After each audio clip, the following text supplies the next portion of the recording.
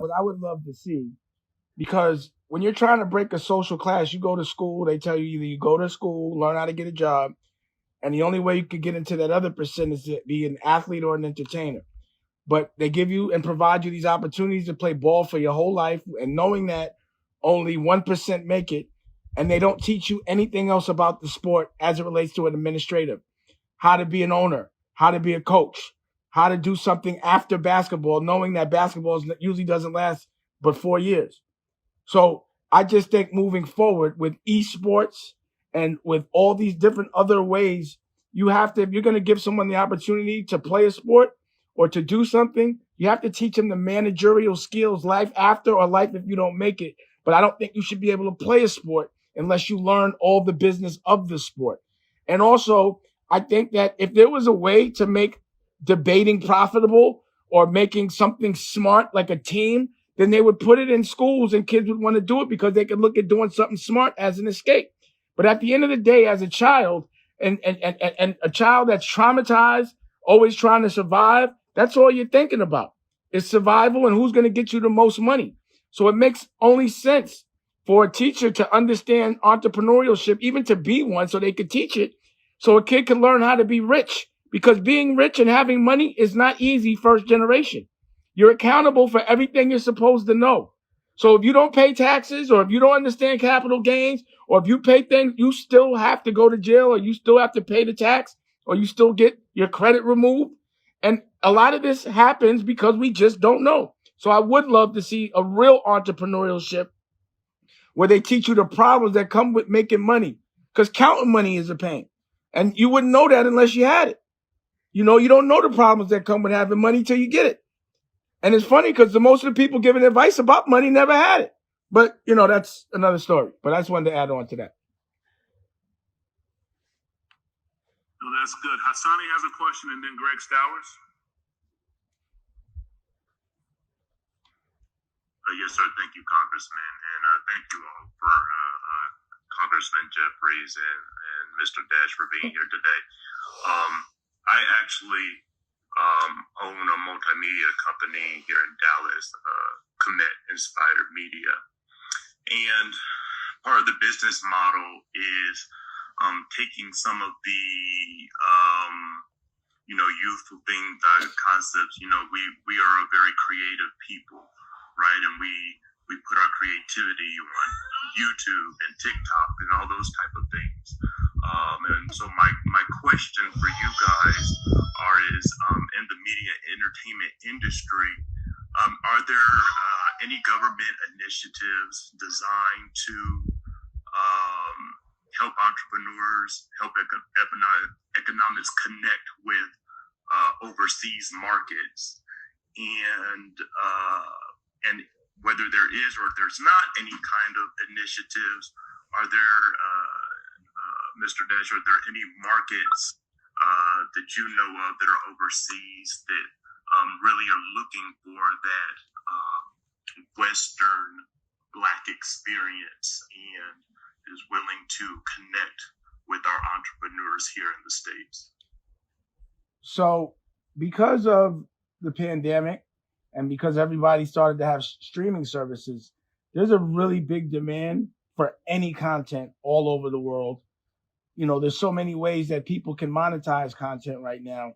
What I've done, I have a streaming service, but I just did a distribution deal because it's not like I'm not only going to have it where you can subscribe to get my stuff.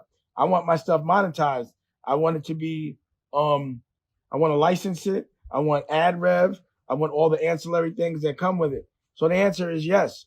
You just have to get with a distributor that does that kind of thing, because digitally it's really kind of easy for people to digest content and to get an ad in front of it, or to buy it on demand, VOD or TOD, all of that, TV on demand, all of that is there.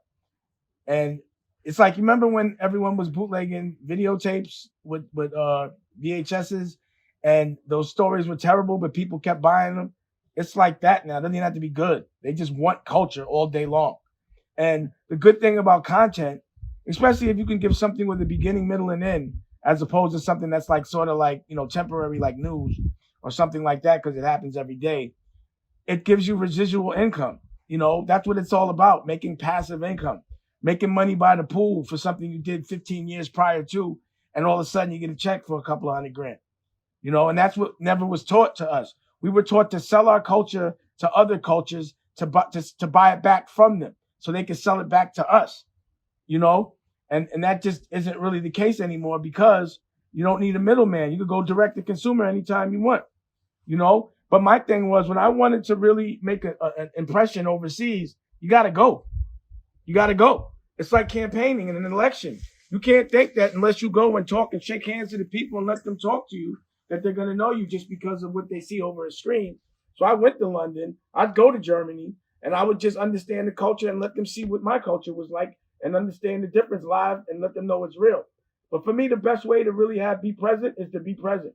After COVID, and if you get your vaccine and a passport, get over there. You can't really, to me, you can't get no money sitting on your block and thinking it's going to come to you. You got to go get it. See, I've always tried to be an industry conqueror because the industry as it stands does not behoove us as a culture. So it's about them taking us, exploiting us, and I don't want to fit into that industry. So I have to create industry. I have to knock it down and then rebuild it. And, when you're talking to older thinkers, you have to actually plant a seed and wait a decade for the younger people that haven't been programmed to actually listen, which is why it's such a great time. Because I remember when I was talking about ownership, which I still am, but I was 20 years ago, and I was like the plague. People thought I was crazy for talking to what they considered master like that. And I just was like, how you calling them master? They can't beat us. They can't dance better than us. They can't play ball better than us. They can't dance. They can't make music. Why do we give our stuff to them to sell it back to us? Because we're programmed to believe we need people that we don't. All we got to do is stick together. And again, the commission, yeah, I said it right? I always say it different. The commission is a bunch of people from our culture sticking together, not waiting for people to do things for us, but we have to actually do it ourselves. And then we have people like Andre Carson, that's one of us, and Senator Eddie Milton, that's one of us, unapologetic, Muslim, mustache, beard, all of that. And they can relate. That's the common denominator with hip hop is you have a real experience, and that's the way we expressed ourselves, and that's where our connection is. So we have now lawmakers that have the spirit of hip hop in them, the spirit of our struggle, the spirit of our unrecognized trauma, and he knows exactly how to help. And this is the reason why we have to, as a culture, start celebrating our lawmakers, the people that are fighting for us, and not the complainers, not the ones that are talking, the ones that are listening, actually drafting up something, lobbying for it, and then going and getting it changed. Because to me, any law that was passed by a man that had a slave should not be a law. Any piece of curriculum that was implemented by a man that had a slave was only implemented to make people think they were free when they were still slaves and keep it legal. So to me, everything needs to be changed, but we have to teach each other how to change it, and we have to celebrate the people that are doing it. The uncelebrated are the ones that are working the hardest. That's why I'm here. That's real. Thank you, sir. I love it. That's real. We want to jump in. I think Senator Eddie Milton was actually next. My apologies. And then is it Jeff and then Greg? This time, we won't let that name sizzle in people's spirit real quick, man. First off, I'm honored to be a host tonight, so I appreciate Congressman Carson. I look at Congressman Carson like a big brother, like a mentor in the political realm. I served in Senate District 3 here in Indiana, and it's a pleasure to meet you, Congressman Jeffries. We know a mutual friend, Elder Watson Diggs, so it's definitely an honor there. But I got a two-part question, it'll be very quick. To our congressional leaders, what can we as state legislators do to work more collaboratively with the Congressional Black Caucus on policy? I look at what you all had did during last summer when you rolled out your policies on police reform. And we took that at Indiana Black Legislative Caucus and we kind of modeled that, and we're able to pass legislation around police reform this year. And the second part to that is, today, how can we promote the the political realm to the culture to encourage folks to look at getting in government, getting in politics. I would say cool, right? If you want to make long-term substantive change, you got to change policies, period. So I think that's a two-part question. Well, the part I can answer is, again, if I have a platform and, my block is clicking, I'm going to always showcase who I think is doing right by our culture and also showcase the things that they may not be able to talk about because they're in politics. It's a place where you can be creative, where you can be relatable, where you can show your vulnerability, show where where you connect. So, it was about getting your own network, having your own streaming service, making your own narrative is the most important thing. So yeah, it's about making it cool to be smart, cool to care.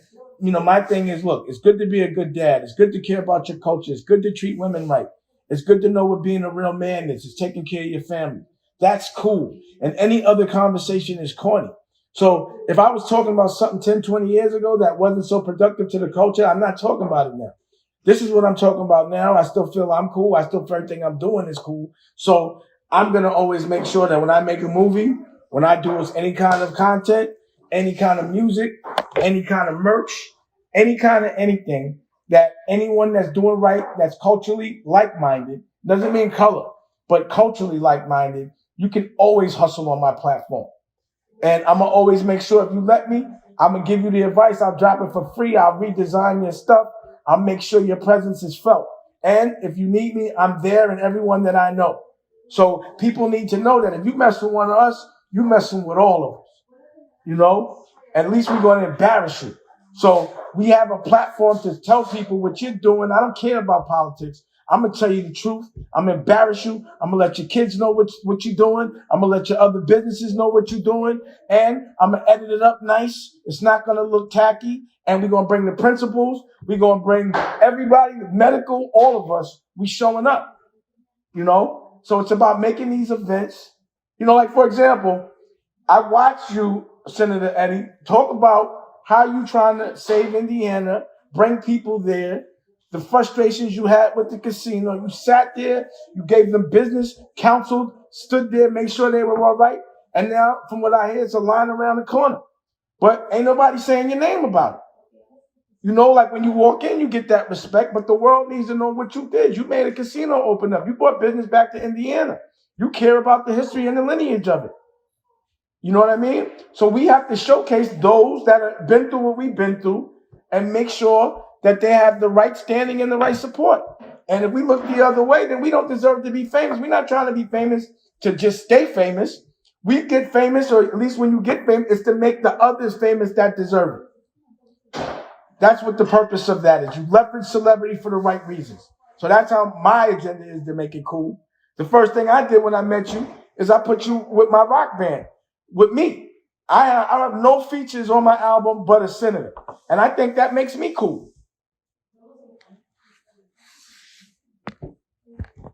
But I can't answer the second half of the question. I'm not legislating. Senator, I appreciate you asking those two questions, and of course Dame's answer to the first part of that. And also appreciate our fraternal connection. And I do think that, increased collaboration at every level of government is something that we should all be leaning into. Because when you think about sort of where we are in America, it's an all hands on deck moment. And we're in a backlash moment, which we've traditionally been in. Whenever there's been progress that has been made by Black folks in this country, it always triggers a backlash.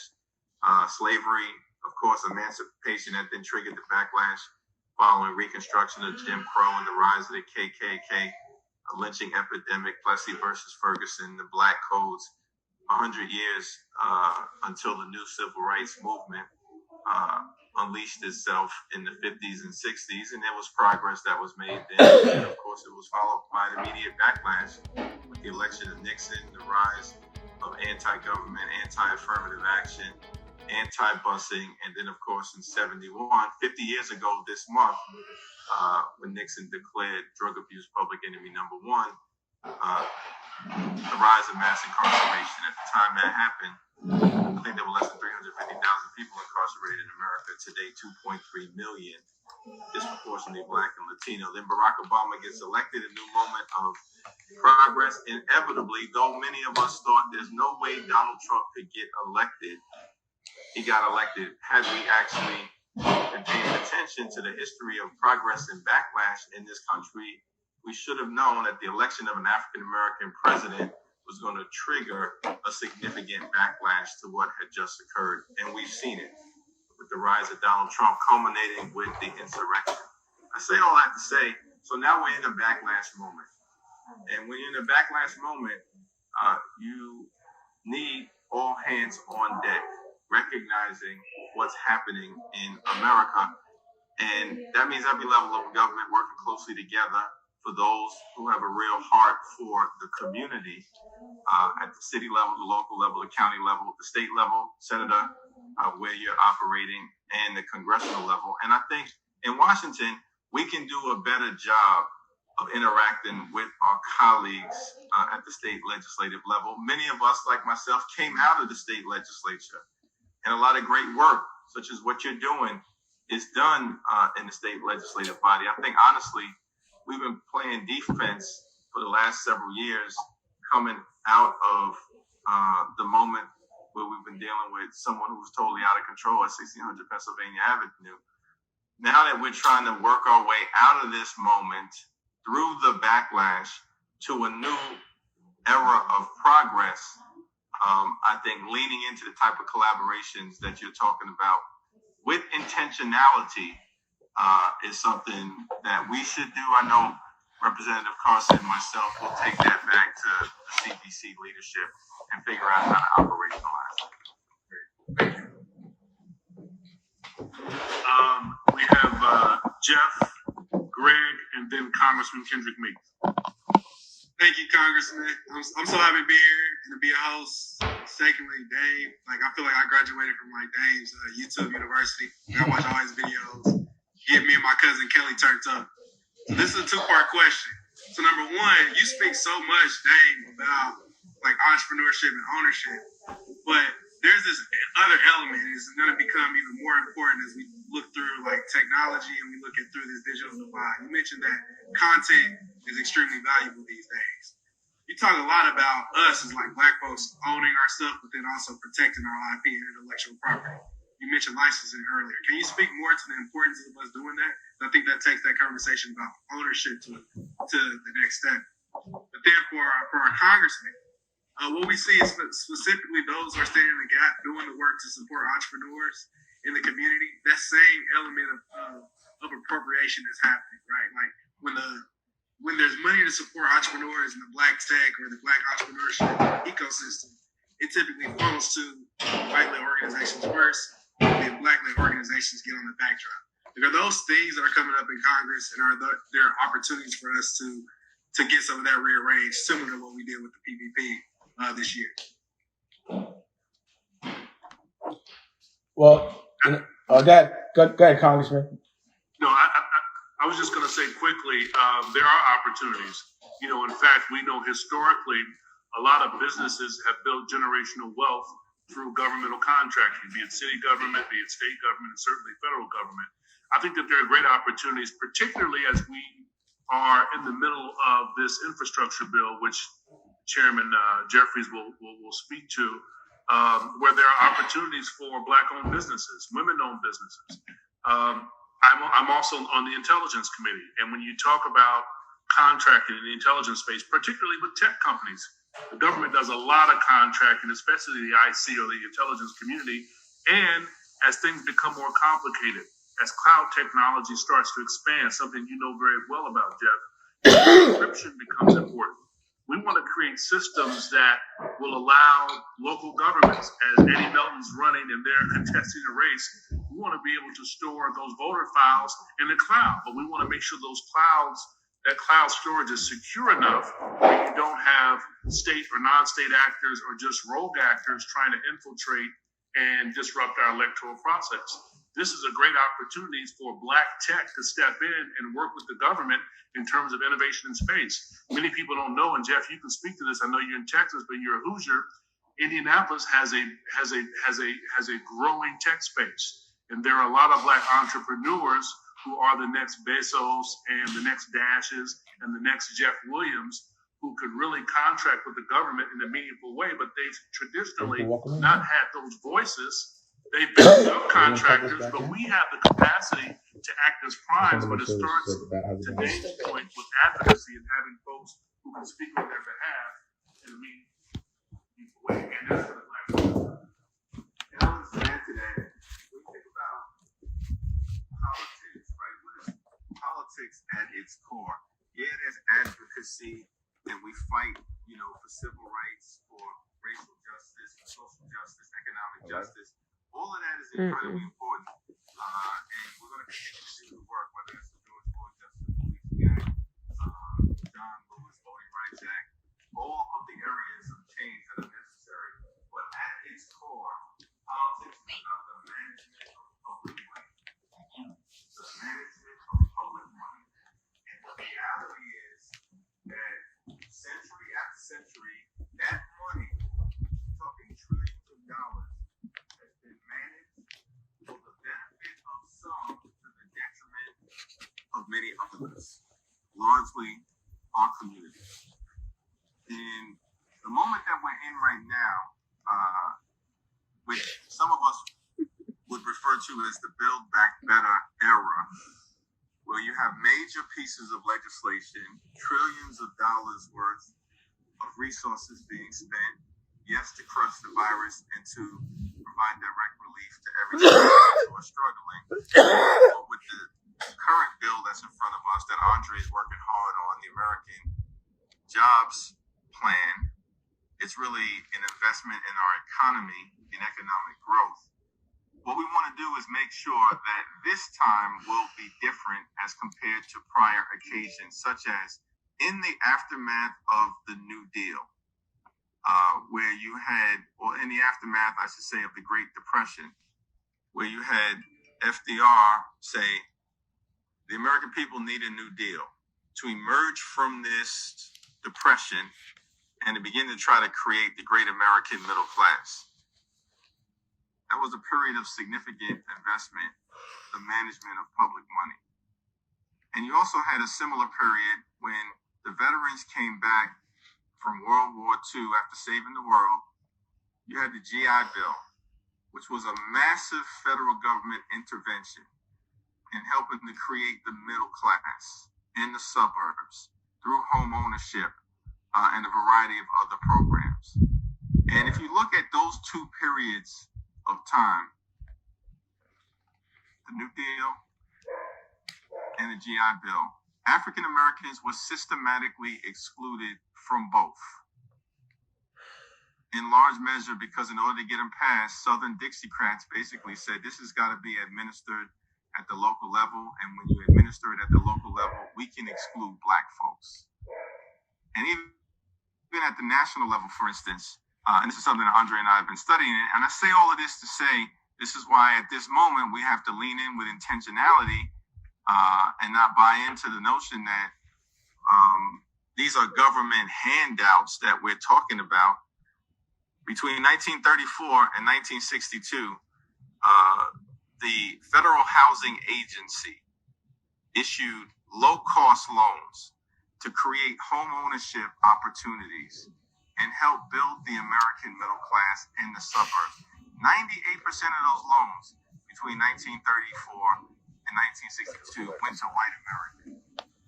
98%. But at the same time, when you create the suburbs and creating the great American middle class, the largest middle class in the history of the world in the aftermath of World War II, of Black and brown communities. So we're behind the eight ball. And that's why I actually think Joe Biden is correct when he says we're going to tackle systematic racism and systemic racism. The reason why I go through that as one example is to say this is not a fictional concept. This actually has been our journey. And if we're going to reverse it, there's a lot of work to be done at this current level with the trillions of dollars that we are investing in. It's one of the reasons why I think President Biden has said we're going to set aside 40% of the money, 40% of the resources for traditionally under-resourced and disadvantaged communities. And, it's our job collectively to make sure that as the architecture of these bills are being put together, that we're doing so to create opportunity in every single zip code and in every single field of human endeavor.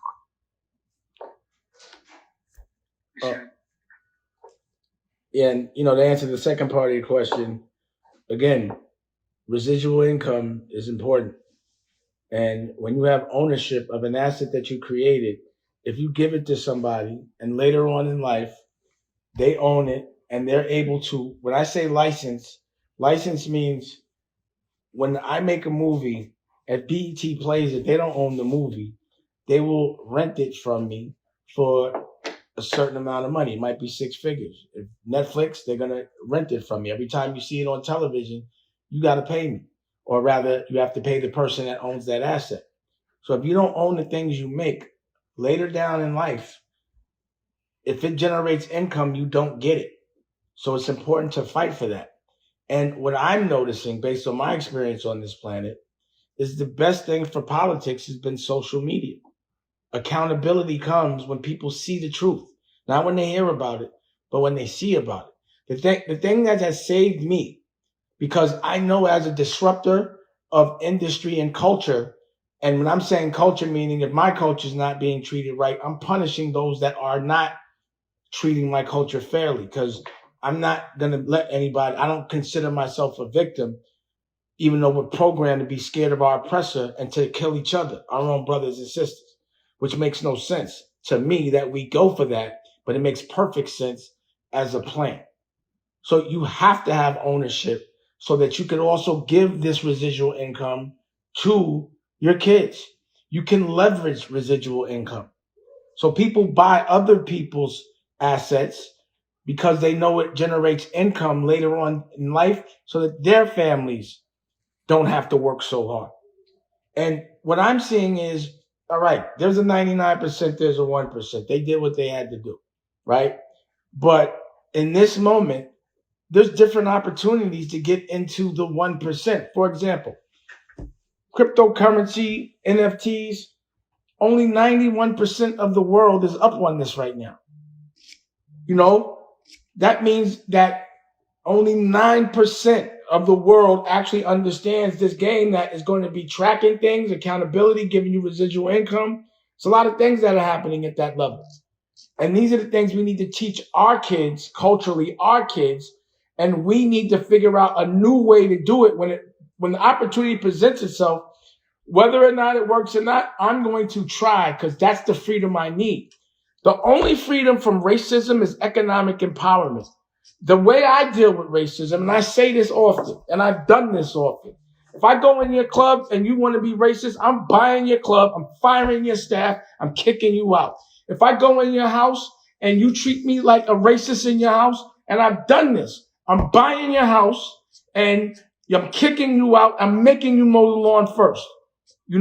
If you treat, look at Kanye. He worked at the Gap, got fired. You know how we do? We come back and we run the Gap. We buy the Gap or we put the Gap out of business. That's what we have to do. We have to understand our power as a culture and understand when an opportunity presents itself, they look first. They're telling their kids to look first. They're passing all those tricks. I'm so pissed off. I paid someone from another culture to watch my money. Y'all saw what happened, right? Years later, I'm learning about funds and with all these other people. I'm like, I paid millions of dollars for advice that they didn't give me on purpose. That they wanted to jam us up and then publicly make us look bad on purpose. It's a program.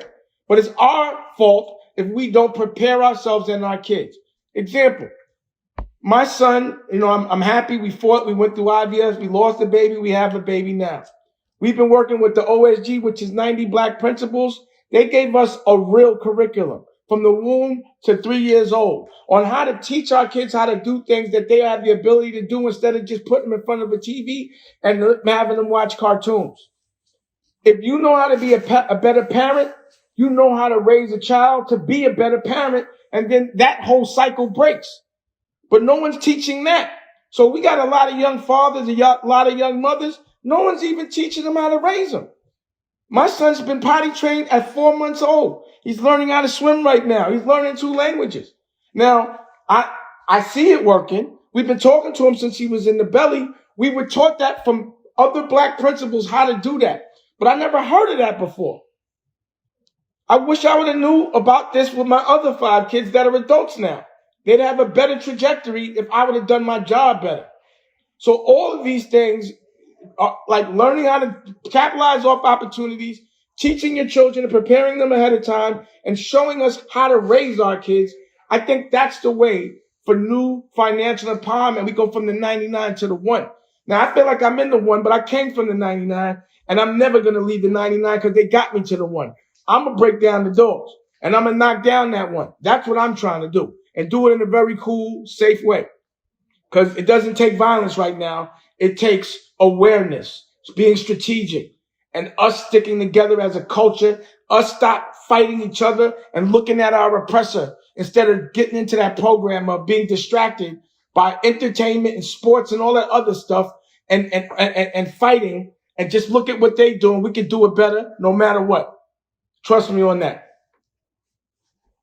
All right. Thank you. Powerful, powerful, powerful, powerful, powerful. Greg Stowers. Hey, how's everybody doing? First off, thanks, Congressman, for creating this space. I'm looking around this room. I see a lot of familiar faces, so thank you for giving us this opportunity. Congressman Jeffries, we also share that fraternity connection, so appreciate that, my brother. Dame, I'll piggyback off my man, Jeff. I've been watching you for a while. I'm currently thinking about you on the Champions soundtrack. Now that's got me hyped for almost 15 years, so thank you. But this is one of your previous comments. Can we talk about exposure, about how important it is for young people to be clued in to new ideas, new concepts, new people? And maybe that's a question for the 3 of y'all. I know we got time constraints, but just would be interested to see your thoughts on the importance of exposure for younger people. That it's everything. Like, you can't expect a child to just know everything innately. They have to be told, and they have to practice doing it. So even with health, they get the first health first, and then we have to get it last and get the variation of it that they didn't take. Nah, we need to know everything first. Like I said, that with this gaming, with all of this stuff, all the new ways that have created themselves to make money because of a pandemic, the end of the world created a new world. So we have to figure out what the future looks like. If you have a business model or you're doing anything that can't withstand a pandemic, you got the wrong business model. Because this worked. And it might have been an accident before, even though I doubt it. But shit, I would see somebody doing it again. Knock this out for 2 years. Kill an economy. Have people fighting each other. So why would it's a good strategic thing if you're into war. So you always want to be prepared for it. And if you're not, at least you'll be prepared. But your business model always has to be bulletproof, and you should be looking for new ways, because a lot of opportunities have presented themselves. Because no matter what, as human beings, we're going to figure it out. There's generals and there's soldiers. So, a lot of people act tough, but when a war happens, and war comes in all kinds of forms, it's not always what, is presented. This was a war. So when a war comes, people start folding. They're looking for answers and direction. They're asking questions instead of giving answers. Don't ever tell me you built for war, because we just went through one. If you can't win in this environment, do not call yourself a general. But this is a great time, not a bad time, because the old way of things, the way things were, did not behoove us. So we needed a change. This is a fresh start, and we just have to figure out what it is. There's always dark. There's always light in the dark. Like he said, every time we have a win, then there's a loss. Then there's a win, there's a loss. That's the yin and the yang. That's life. You just got to be prepared to win during a loss. Some people get rich in a recession. A lot of people do. Billionaires made more money in this pandemic. So why can't we be on that side? Because we're not looking. We got to look, and we have to defend our future.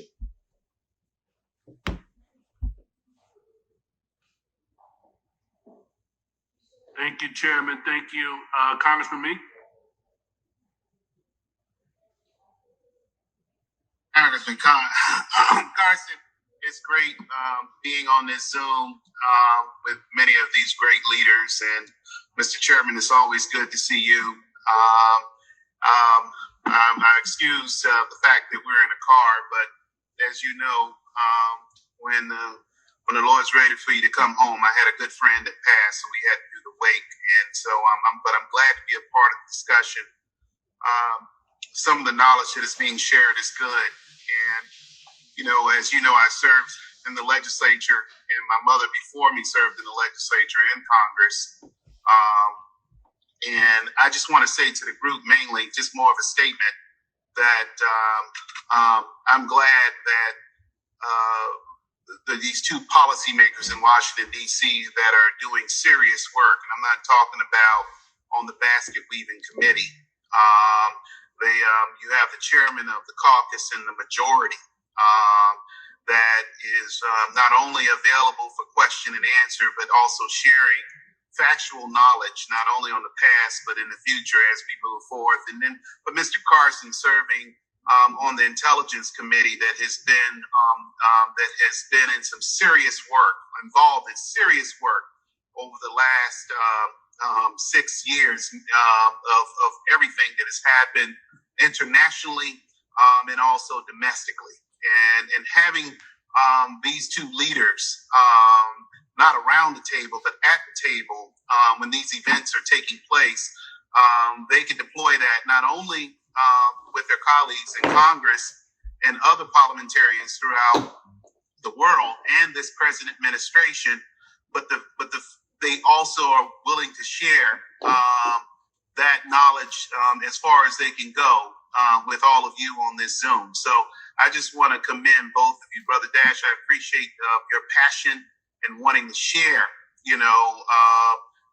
your experiences and your forward lean. And I'm just honored to be on it. My wife and I, Archie, we are both members of law firms in Washington, D.C., and we work with the congressmen and others. And being on the K Street side as a former public policy maker, and understanding that process when I talk about the four branches of government, we know through Schoolhouse Rock about the executive branch, judiciary, and legislative, but there's also another branch that's out there of those of us that have served in public service and willing and still have that spirit in our heart. So, Congressman, I would just say this. I look forward to being a part of discussions like this in the future, and hopefully I can share the little that I know, and I'm continuing to learn. But this is how we move the ball forward. We're not spinning our wheels. Things are actually happening. And so I encourage you to do more of it. And I want to thank everyone that's on the call that has supported this event tonight. Thank you, Congressman. We appreciate that. I know Chairman Dash and Chairman Jeffrey certainly appreciate it. At some point, we're going to have you hook Dame up with Rocky on the cigar piece, Absolutely. Dame may already know him. I don't know.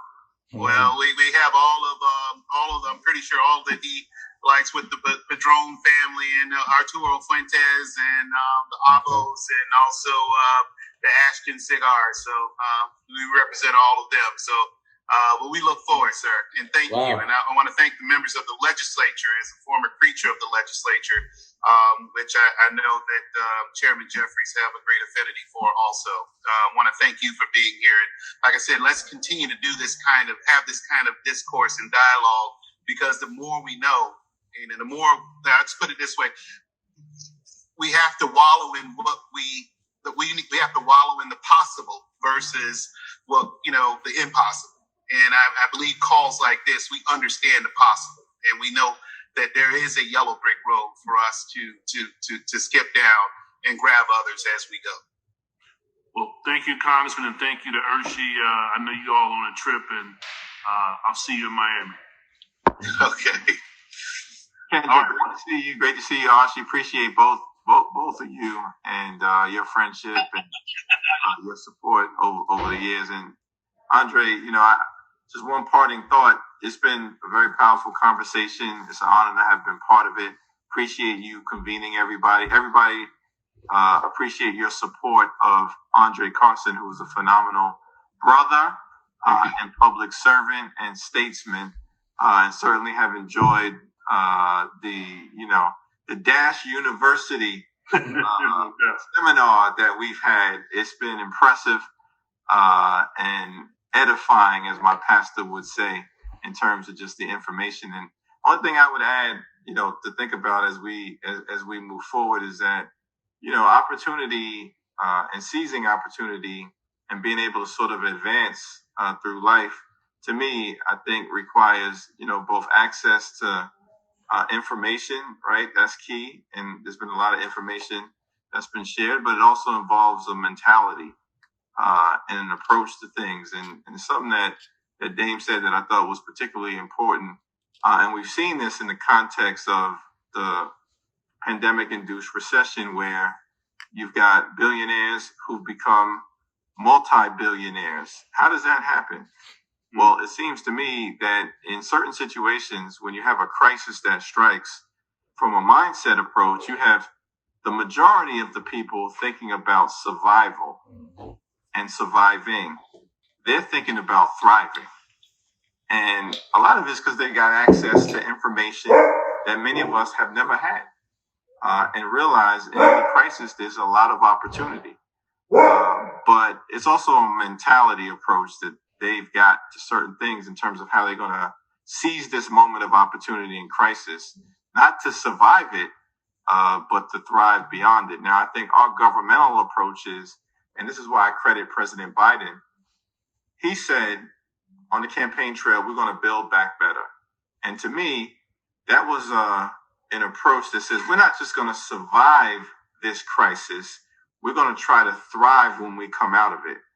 Because normal and returning to normal for far too many communities is problematic. When half the American people said prior to the pandemic, they couldn't afford a sudden, unexpected $500 expense. That's insane. Yeah. In the wealthiest country in the history of the world, we can't go back to normal. And so when President Biden says we're going to build back better, our job right now is to bring that to life. What does that look like? Let's imagine a future where things are better for the communities that have been traditionally left behind. And in that regard, all of your thoughts, all of your ideas, all of your perspectives on how to do that, how to bring that concept of building back better to life is certainly welcome. And know that you've got a public servant in Andre Carson who's driven to make sure that in this crisis moment where there's opportunity to create a better society, we're leaning into that with everything that we have. Well, Chairman Jeffries, I want to thank you for the friendship, for the brotherhood, and of course, Dane, we talk regularly. I want to thank you as well, and the stuff we do with the commission. And Eddie, people don't know, Hakeem and I are actually neighbors in D.C. We stay in the same building. He's been to my spot to help me move furniture and coffee tables, and we talk music all the time. So with that, Dane and Hakeem, one last question. Jessica Garcia has been waiting patiently. She wanted to ask a fun question before we ended this wonderful Zoom. I want to thank all of you for participating, because your support means, to Dane's point, we're liberated. We don't have to depend on people. When we're attacked, we can get on TV, we can get on radio and social media and pay for it and pay our staff because of the love of the people. Garcia, let's go. Thank you, everyone, for being here today. What's everyone listening to? Simple question, just to close it out. Black Guns. Yeah, for me, besides the Black Guns, I don't know if you guys know Taj Mahal is a great blues singer. He just recently sent me all of his vinyl. So I've been listening to a lot of blues lately, a lot of Jimi Hendrix as well. But all the vinyl, I'm just trying to get my brain into a certain rhythm, because I just feel like that's another thing they tried to take from us, and we want to take back rock and roll. So I'm taking that too. I want it back.